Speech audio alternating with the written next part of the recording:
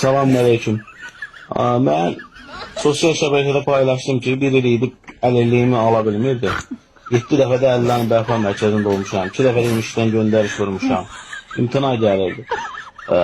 İndi mən sosial şəbəkədə paylaşım eləmişəm ki, mən əlilliyimi ala bilmirəm. 2 uşaq atasıyam, əlilliyimi ala bilmirəm.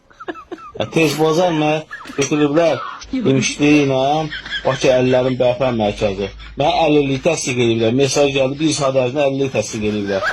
Əlilliyim gəlib, təsdiq olunub. Zəng eləmişəm, deyirlər, hə, əlilliyin təsdiq olunub.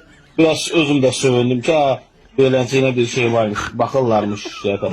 Akadiyası imişlinin baş həkimi, anar həkim götürüb mənim qolum olmaya, mənə ürək xəstəliyi ilə əlillik veriblər. Mənə ürək xəstəliyi ilə pensiya çıxardılar. Mən iş qəzası ilə pensiya çıxmalıydım.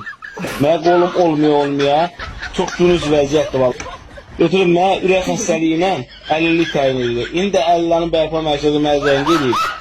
İmişlihanın baş həkimi söyür ki, çox gülməli vəziyyətdir. Vallahi özümün də gülməyim deyir. Söyür ki, o oğra şərəfsiz deyir, rüşvət alıb, neyini bilmirəm. Səhət götürüb ürək xəstəliyi ilə yazıb. Nə bileyim, vallahi baxın, bu da mənim qolum yoxdur. Mənə ürək xəstəliyi ilə pensiya çıxardırlar, əlilliyi təsdiq ediblər.